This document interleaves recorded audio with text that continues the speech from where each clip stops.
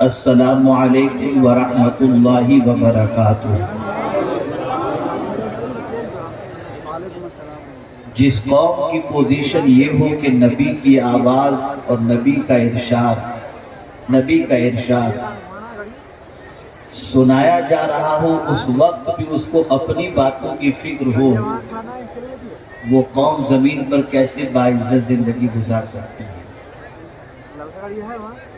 میں اللہ اور اس کے رسول کے ارشادات آپ کی سماعتوں کے حوالے کرنے کی کوشش کر رہا ہوں، اور آپ ہیں کہ بالکل اپنی ہی باتوں میں مصروف رہنا پسند کرتے ہیں۔ مجھے حیرت ہو رہی ہے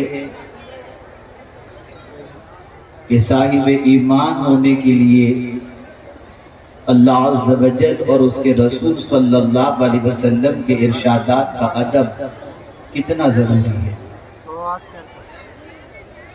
میں آپ حضرات کا زیادہ وقت نہیں لوں گا، اس لیے کہ ایک مکمل اور مفصل خطاب آپ نے سماعت فرما لیا ہے۔ میں تھوڑی دیر کے لیے آپ کے دل و دماغ میں موجود ایک پیچیدہ مسئلے کے حل کے لیے کچھ باتیں آپ کی سماعتوں کے حوالے کرنے کی کوشش کروں گا۔ اللہ رب العزت مجھے حق کہنے اور آپ سب کو حق سننے کی توفیق عطا فرمائے۔ آئیے، اس سے پہلے کہ مشکات شریف کی جس حدیث کی تلاوت کا میں نے شرف حاصل کیا، اس سے متعلق کچھ معروضات پیش کرنے کی سعادت حاصل کروں۔ اس سے پہلے آقائے کریم صلی اللہ علیہ وسلم کی بارگاہ بیکس پناہ میں جس طریقے سے میں پڑھاؤں، عقیدت و محبت میں ڈوب کر اسی طریقے سے درود و سلام کا نذرانہ پیش کریں۔ الصلاۃ والسلام علیک یا رسول اللہ، الصلاۃ والسلام علیک یا رسول اللہ، الصلاۃ والسلام علیک یا حبیب اللہ، الصلاۃ والسلام علیک یا نبی اللہ، الصلاۃ والسلام علیک یا نور اللہ، وعلی آلک واصحابک یا حبیب اللہ، صلی اللہ تعالی علیہ وسلم۔ آج ایک سوال ذہن کے اندر گردش کر رہا ہے کہ جب ہمارا دین سچا، ہمارا رب سچا، ہمارے رسول سچے، ہمارا قرآن سچا، اور قرآن کا یہ فرمان بھی سچا کہ وَأَنْتُمُ الْأَعْلَوْنَ إِن كُنْتُم مُؤْمِنِينَ، کامیاب تم ہی رہو گے اگر تم مومن۔ تو سوال یہ پیدا ہوتا ہے کہ دنیا میں جب ہم نظر اٹھا کر کے دیکھتے ہیں تو بہت دور تک امت مسلمہ کی کامیابی دکھائی نہیں دیتی۔ جہاں جہاں بھی مسلمان آباد ہیں، آج ان کی زندگی نہایت ہی قسم پرسی کے طور پر گزرتی نظر آتی ہے، اور ان کی زندگی میں کافی اضطراب اور بے قراری دکھائی دیتی ہے۔ جب ہم مومن ہیں تو کامیاب کیوں نہیں؟ جب ہمارا دین سچا ہے اور اس دین کے ہم ماننے والے ہیں تو زمین پر اتنے رسوا کیوں ہیں؟ آبرو ہماری ختم، وقار ہمارا ختم، عزت ہماری ختم، وجہ کیا ہے؟ تو آقائے کریم رؤوف الرحیم علیہ التحیۃ والتسلیم نے حضرت ابو امامہ رضی اللہ تعالیٰ عنہ کے سوال پر جو جواب ارشاد فرمایا، اس جواب کی روشنی میں ہم اپنی زندگی میں ایمان کو تلاش کرنے کی کوشش کریں۔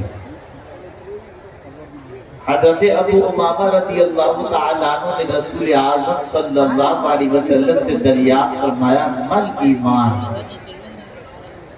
اے اللہ کے رسول صلی اللہ علیہ وسلم، ایمان کیا ہے؟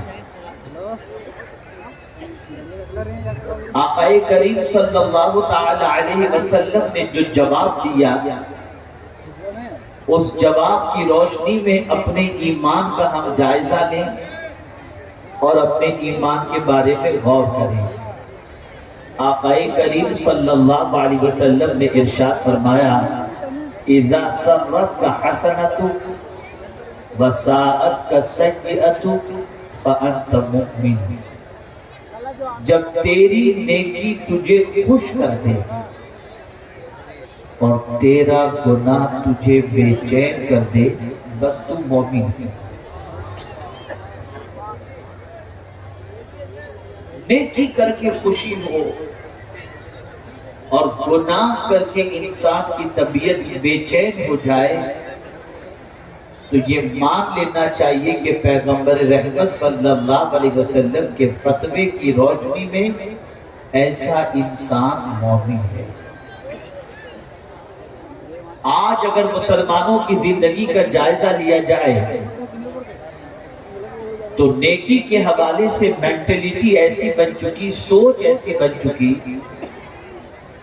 کہ نیکی کی کوئی اہمیت، نیکی کی کوئی قدر یا نیکی کے بارے میں کوئی جذبہ دور تک دکھائی نہیں دیتا، بلکہ آج مسلمانوں کی پوزیشن یہ ہے کہ نیکی کرنے میں بھی مسلمان شرم محسوس کرتا ہے۔ مثال کے طور پر اگر بیٹھ کر 3 سانس میں کہیں ریلوے اسٹیشن پر پانی پینا ہو تو آدمی جھجک محسوس کرتا ہے کہ پتہ نہیں میں اس سنت پر عمل کروں گا تو لوگ میرے بارے میں کیا گمان کریں گے۔ اسی طریقے سے میرے پیارے آقا صلی اللہ تعالی علیہ وسلم کے پیارے دیوانوں، اللہ کے رسول صلی اللہ تعالی علیہ وسلم کی دیگر سنتوں کا معاملہ بھی دیکھ لیں، نیکی کے حوالے سے دیگر نیکیوں کا خیال بھی آپ کریں تو آج ہماری قوم کی پوزیشن یہ ہے کہ آج کا مسلمان نیکی کرنے میں جھجک محسوس کر رہا ہے، نیکی کرنے میں شرم محسوس کر رہا ہے۔ اور ظاہر سی بات ہے جو قوم گناہ فخر کے ساتھ کرتی ہو اور جو قوم نیکی کرنے میں شرم محسوس کرتی ہو اس کے دل سے ایمان کا تو جنازہ ہی نکل چکا ہے۔ اے رسول اعظم صلی اللہ تعالی علیہ وسلم کے دیوانوں، صحابہ کی زندگی کا جائزہ لیا جائے، تابعین کی زندگی کا جائزہ لیا جائے، اولیاء کاملین کی زندگی کا جائزہ لیا جائے تو آپ اس نتیجے پر پہنچیں گے کہ ان کی زندگی کے اندر نیکیوں کی حرص نظر آئے گی، نیکیوں کی تڑپ نظر آئے گی، نیکیوں کا جذبہ نظر آئے گا، نیکیوں کے سلسلے میں فکر نظر آئے گی۔ وہ مال کے معاملے میں دنیا سے آگے نکلنا نہیں چاہتے تھے، وہ نیکیوں کے معاملے میں دنیا سے آگے نکلنا چاہتے تھے۔ وہ جانتے تھے کہ نیکی دنیا میں بھی کام آئے گی اور نیکی میدان محشر میں بھی کام آئے گی۔ آج کی پوزیشن یہ ہے، ایک سرمایہ دار کسی غریب کو سلام کرنے کے لیے ایک بار نہیں 50 بار سوچتا ہے کہ میں سلام کروں گا تو میری آبرو چلی جائے گی، لیکن وہ رسول اعظم صلی اللہ علیہ وسلم جن سے بڑا مالدار اللہ نے کسی کو بنایا ہی نہیں، اپنے خزانے کی کنجی مصطفیٰ پیارے کے حوالے عطا فرما دی۔ وہ رسول اعظم صلی اللہ علیہ وسلم سے متعلق مدینے کے ننھے ننھے بچے کہتے ہیں کہ ہم جب رسول اعظم صلی اللہ علیہ وسلم کے سامنے حاضر ہوتے اور ہم چاہتے کہ پہلے سلام کریں تو ہمارے سلام سے پہلے مصطفیٰ جان رحمت سلام کر دیا کرتے تھے۔ آپ ذرا اندازہ لگائیں، یہ نیکیاں جسے ہم معمولی تصور کر رہے ہیں، یہی نیکیاں کل بروز قیامت کام آئیں گی۔ قرآن مقدس میں رب قدیر نے فرمایا یوم تجد کل نفس ما عملت من خیر محضرا، قیامت کے دن اللہ عز و جل کا وہ بندہ جس نے بھلائی کا کام کیا ہوگا وہ بھلائی کا اجر اور وہ بھلائی کو اپنی نگاہوں کے سامنے پائے گا۔ قرآن کہتا ہے یہ نہ سمجھنا کہ بھلائی کا مطلب یہ ہے کہ بہت بڑا ادارہ تم نے بنا لیا، بہت بڑا کام تم نے کوئی کر لیا، نہیں، فَمَن يَعْمَلْ مِثْقَالَ ذَرَّةٍ خَيْرًا يَرَهُ، اگر ذرے کے برابر بھی تم نے نیکی کی تو اللہ وہ نیکی قیامت میں تمہیں دکھائے گا۔ پتہ یہ چلا میرے پیارے آقا صلی اللہ علیہ وسلم کے پیارے دیوانوں، نیکی انسان کے لیے بے پناہ ضروری ہے۔ صحابہ کرام نیکی کے معاملے میں دنیا سے آگے نکلا کرتے تھے اور لوگ نیکی کے معاملے میں صحابہ سے ہمیشہ پیچھے رہے، لیکن آج کی پوزیشن یہ ہے مسلمان کے اندر نیکیوں کی تڑپ ختم ہو گئی، نیکیوں کا جذبہ سخت پڑ گیا، نیکیوں کے معاملے میں محنت و مشقت ختم ہو گئی، بلکہ نیکی کو انسان کرنے کے سلسلے میں شرم اور جھجک محسوس کرتا دکھائی دیتا ہے۔ اب نیکی کیا ہے؟ آپ کہیں گے حضرت نیکی بتائیے، تو یہاں ایک حدیث آپ کے سامنے پیش کروں، حضرت وابصہ رضی اللہ تعالیٰ عنہ۔ حضرت وابصہ رضی اللہ تعالیٰ عنہ کے دل میں یہ خیال پیدا ہوا کہ میں حضور صلی اللہ علیہ وسلم سے ایک سوال کروں۔ اللہ اکبر، آقا کریم صلی اللہ علیہ وسلم کے پاس حاضر آئے، ابھی اپنا سوال پیش بھی نہیں فرمایا، رسول اعظم صلی اللہ علیہ وسلم فرماتے ہیں وابصہ کیا میں بتا دوں تو کیا پوچھنا چاہتا ہے یا تو ہی بتائے گا کہ تو کیا پوچھنا چاہتا ہے؟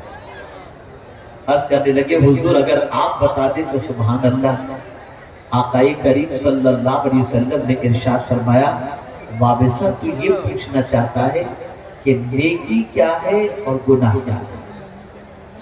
میں محسوس کر رہا ہوں وقت بہت زیادہ ہو چکا ہے، ٹھنڈک بھی آپ کو محسوس ہو رہی ہے اور آدھی نیند میں آپ تقریر کو کھا رہے ہیں یا سن رہے ہیں مجھے نہیں معلوم۔ میں آپ کا زیادہ وقت نہیں لوں گا، بس اگر یہ دو چار باتیں آپ نے ذہن میں محفوظ کر لی تو میرا آنا یہاں پر وصول ہو جائے گا۔ نیکی کیا ہے؟ ایک جامع سوال ہے۔ حضرت وابصہ کے دل میں رسول اعظم صلی اللہ علیہ وسلم سے نیکی کے بارے میں پوچھنے کا خیال پیدا ہوا۔ حضور نے سامنے سے فرمایا وابصہ میں بتا دوں تو کیا پوچھنا چاہتا ہے؟ اور پھر حضور نے وضاحت فرمائی تم یہ جاننا چاہتے ہو نا کہ نیکی کیا ہے اور گناہ کیا ہے، بس آپ سن لیجئے اس کو تاکہ ہمیشہ کے لیے ذہن آپ کا مطمئن ہو جائے۔ اب آقا کریم صلی اللہ علیہ وسلم نے فرمایا نیکی کے بارے میں، ارشاد فرمایا نیکی وہ ہے جو تیرے دل کو مطمئن کرے، نیکی وہ ہے جو تیرے دل کو مطمئن کر دے، اور گناہ وہ ہے جو تیرے دل کو بے قرار کر دے۔ نیکی وہ ہے جو دل کو مطمئن کر دے اور گناہ وہ ہے جو دل کو بے قرار کر دے۔ آج پتہ چلا ہماری بے قراری کی سب سے بڑی وجہ یہ ہے کہ نیکی سے رشتہ ختم ہو گیا، گناہ سے رشتہ بڑھ گیا۔ نیکی کبھی بھی انسان کو بے قرار نہیں کرتی، نیکی ہمیشہ طبیعت کے اندر سکون لے آتی ہے، نیکی ہمیشہ طبیعت میں اطمینان لے آتی ہے، نیکی ہمیشہ طبیعت کے اندر قرار لے آتی ہے۔ گناہ ہمیشہ انسان کو بے قرار کرتا ہے۔ آج یہ میں سمجھاتا ہوا چلوں، ایک شخص بڑھاپے کی دہلیز پر پہنچ چکا، اب اس کا بچہ اپنے باپ کے سامنے زبان درازی کر رہا ہے، باپ کو گالیاں دے رہا ہے، باپ کو مار رہا ہے۔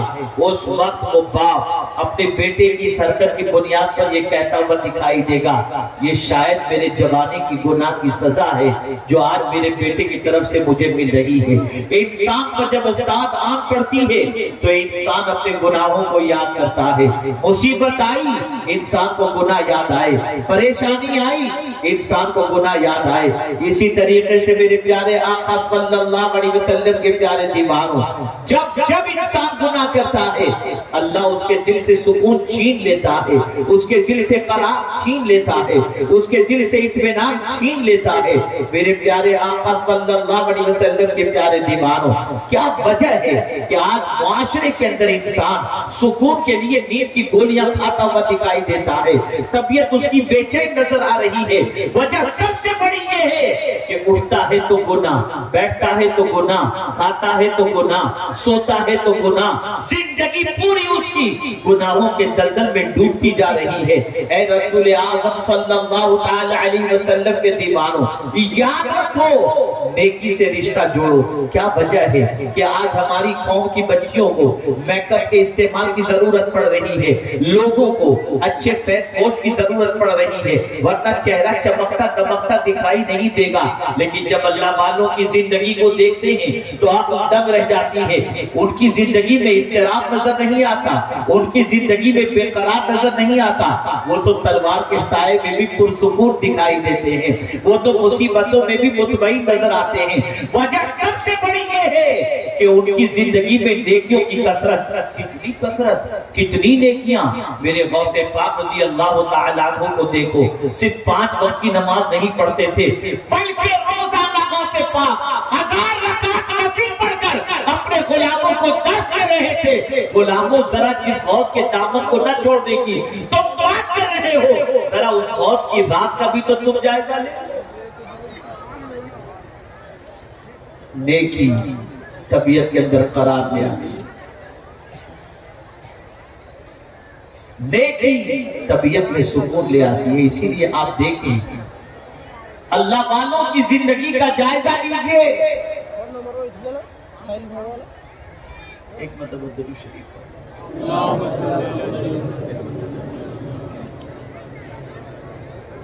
اللهم صل على سيدنا ومولانا محمد المعدن الجود والکرم وآلہ وصحبہ وبارک وسلم۔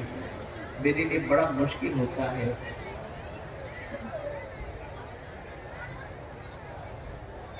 یہ شور شرابے میں اللہ اور اس کے رسول کی باتوں کو وہ آپ کو پہنچانا، اس لیے کہ جہاں اللہ اور اس کے رسول کے باتوں کے ارشادات کی قدر نہ ہو، وہاں سننے والوں کو یعنی جو توجہ نہیں دینا چاہتے ان کو گنہگار کر کے کوئی فائدہ نہیں۔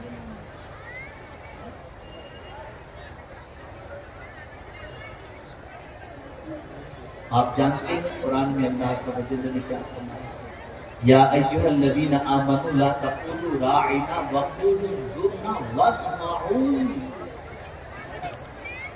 جب رسول کچھ کہے تو غور سے سنو۔ آج رسول کی باتیں تمہیں سنائی جا رہی ہیں، تمہاری توجہ نہیں، حیرت ہو رہی ہے، تعجب ہو رہا ہے کہ جن کے قول کے حوالے سے قرآن یہ کہتا ہو کہ حضور اپنی مرضی سے کچھ نہیں کہتے، وہی کہتے ہیں جو اللہ عز و جل نے ان پر وحی فرمایا۔ قاعدہ زیادہ وقت لیے بغیر مختصر عرض کرتے ہیں، نیکی۔ آپ اگر مطمئن ہونا چاہتے ہیں تو بس نیکی کریں، نیکی کرو گے اللہ اطمینان کی دولت عطا کرے گا، نیکی کرو گے اللہ سکون کی دولت عطا کرے گا، نیکی کرو گے اللہ عز و جل دنیا میں بھی سکون، قبر میں بھی سکون اور آخرت میں بھی سکون عطا فرمائے گا۔ کس طریقے سے؟ اگر قبر کے اندر آپ نے ہاتھ سے نیکی کی اور ہاتھ کی طرف سے عذاب کا فرشتہ آئے گا تو نیکی عذاب کے فرشتے اور ہاتھ کے درمیان آڑ بن جائے گی، اور اس کے بعد وہ نیکی عذاب کے فرشتے سے کہے گی چلو جاؤ، اس نے ہاتھوں سے نیکی کی تھی، میں وہ نیکی ہوں جو اس نے کیا تھا، اب اس کی طرف تمہیں بڑھنے نہیں دوں گی۔ چنانچہ عذاب کے فرشتے کو وہ روانہ کر دیتی ہے، پیر کی طرف سے، پیٹھ کی طرف سے، چہرے کی طرف سے، جہاں جہاں سے بھی عذاب کا فرشتہ آئے گا یہ نیکی کل بروز قیامت اور قبر کے اندر یہ نیکی کام آئے گی۔ میرے پیارے آقا صلی اللہ تعالی علیہ وسلم کے پیارے دیوانوں، اور جب کبھی اللہ نیکی کرنے کی توفیق عطا فرمائے تو نیکی کر کے خوش ہو جاؤ، نیکی کر کے فرحت محسوس کرو۔ یہ نہیں میں حج کے لیے گیا یار 10 لاکھ روپے نکل گئے میرے، یہ نیکی کر کے خوشی کی بات نہیں ہوئی۔ یہ سوچو اللہ نے دیا تھا، اس کی راہ میں میں نے خرچ کیا، اگر وہ قبول کر لے تو زندگی کے سارے گناہ میرے معاف ہو جائیں گے۔ طبیعت میں خوشی، صرف حاجی لگانے سے کام نہیں چلے گا، بلکہ طبیعت کے اندر اس پیسے کے خرچ کے بعد، اس سفر کے بعد اپنے دل میں سکون محسوس کرو، اس لیے کہ نیکی کرنے کے بعد خوش ہونا یہ بے پناہ ضروری ہے۔ داڑھی رکھنے کے بعد آپ نے یہ سوچا مجھے نوکری اس لیے نہیں ملتی کہ میں نے داڑھی رکھی ہے، پتہ چلا داڑھی رکھ کے آپ افسردہ ہو، نہیں، نوکری ملے یا نہ ملے میں نے تو اپنے نبی کی سنت پر عمل کی ہے اور اللہ نے مجھے عمل کی توفیق عطا فرمائی، میں اس پر اللہ کا شکر ادا کرتا ہوں۔ یہ نیکی کر کے خوش ہونا یہ ایمان والے کی علامت ہے۔ اور گناہ کر کے بے چین ہونا۔ میرے بھائیو ایک سوال پوچھتا ہوں کہ میرے نوجوان جتنے بیٹھے ہیں ہزاروں کی تعداد کے اندر، کب گناہ کرنے کے بعد آپ کی رات کی نیند خراب ہوئی؟ کب گناہ کرنے کے بعد رات کو آپ مصلی بچھا کر اللہ کی بارگاہ میں روئے کہ مولا مجھے معاف کر؟ گناہ کرنے کے بعد آپ کی طبیعت کب بے چین ہوئی؟ بلکہ گناہ پر گناہ پر گناہ پر گناہ آدمی کرتا ہی جا رہا ہے اور مست ہے، کوئی فکر نہیں۔ آپ جانتے ہیں ایک صحابی حضور کی بارگاہ میں حاضر آئے، عرض کرتے ہیں یا رسول اللہ صلی اللہ تعالی علیہ وسلم مجھ سے بہت سارے گناہ سرزد ہوئے، کیا میں توبہ کروں تو میرا مولا میری توبہ قبول فرمائے گا؟ آقا کریم صلی اللہ علیہ وسلم نے فرمایا ہاں، اللہ عز و جل تواب الرحیم ہے، سچے دل سے توبہ کرو گے اللہ قبول فرما لے گا۔ اب جو بات انہوں نے کہی سنیے، عرض کرتے ہیں یا رسول اللہ صلی اللہ تعالی علیہ وسلم کیا گناہ کرتے ہوئے میرے مولا نے مجھے دیکھ لیا؟ سرکار نے فرمایا ہاں، اتنا سننا تھا بے چین ہوئے، چیخ ماری اور ان کی روح پرواز کر گئی۔ آپ جانتے ہو گناہ کی سزا؟ دو گناہوں کا تذکرہ اور اس کی سزا بتا کر اپنی گفتگو کو ختم کرتا ہوں۔ بڑی بے فکری کے ساتھ اور بڑے مزے لے کر آدمی راہ چلتی ہوئی لڑکیوں کو ٹانکتا ہے اور اس گناہ کے اندر گرفتار ہے۔ آقا کریم صلی اللہ علیہ وسلم نے ارشاد فرمایا جو شخص جان بوجھ کر کے کسی غیر محرم کو دیکھتا ہے، آپ جانتے ہیں کل بروز قیامت اس کی آنکھ میں جہنم کی سلاخیں ڈالیں گے، جہنم کی سلاخیں۔ اور جو شخص کان سے گانے سنتا ہے، رسول اعظم صلی اللہ علیہ وسلم نے فرمایا اس کے کان میں جہنم کا پگھلا ہوا سیسا اس کے کان کے اندر ڈالا جائے گا۔ میں آپ سے پوچھنا چاہتا ہوں کیا یہ عذاب برداشت کرنے کی طاقت ہے؟ اور اگر نہیں تو میرے پیارے آقا صلی اللہ تعالی علیہ وسلم کے پیارے دیوانوں، گناہ سے رشتہ توڑو اور نیکیوں سے رشتہ جوڑو۔ اگر نیکی سے تم نے رشتہ جوڑ لیا تو غربت کے زمانے میں بھی اللہ تمہیں اطمینان کی دولت عطا فرمائے گا۔ تمہیں پریشانی کی زندگی کے اندر بیماری کی حالت ہوگی، تب بھی اللہ عز و جل تمہارے قلب کو اطمینان کی دولت اس طور پر عطا کرے گا کہ تم نے زندگی میں نیکیاں کی ہیں، ان نیکیوں کی بنیاد پر تمہیں سکون کی دولت نصیب ہو جائے گی۔ نیکی کرو اور گناہ سے رشتہ توڑو۔ نیکی انسان کو سکون عطا کرتی ہے اور گناہ انسان کو بے چین کرتا ہے۔ پوری دنیا کا انسان اس لیے بے چین ہے کہ آج گناہ کی وادیوں میں بھٹک رہا ہے، گناہوں کے دلدل میں ڈوبا ہوا ہے۔ گناہوں کی فہرست بڑی لمبی ہے، لیکن نماز قضا کرنا یہ بہت بڑا گناہ ہے۔ اتنا بڑا گناہ ہے، اتنا بڑا گناہ ہے کہ غوث پاک رضی اللہ تعالیٰ عنہ فرماتے ہیں بے نمازی مر جائے تو اسے مسلمانوں کے قبرستان میں نہ دفنایا جائے۔ نماز قضا کرنا اتنا بڑا گناہ ہے کہ جو شخص جان بوجھ کر کے نماز قضا کرے اس کا نام جہنم کے دروازے پر لکھ دیا جاتا ہے۔ اے رسول کرام وقار صلی اللہ علیہ وسلم کے دیوانوں، نیکیاں کرو، گناہوں سے نفرت کرو، نماز کی پابندی کرو، برائی سے رشتہ توڑو اور نیکیوں سے رشتہ جوڑو۔ اللہ رب العزت جل جلالہ آقا کریم رؤوف الرحیم علیہ التحیت و التسلیم کے صدق و طفیل مجھے آپ کو سب کو قرآن و حدیث پر عمل کی توفیق نصیب فرمائے اور تعلیمات نبویہ پر عمل کرتے ہوئے زندگی گزارنے کی توفیق نصیب فرمائے۔ وما علینا الا البلاغ المبین۔ السلام علیکم۔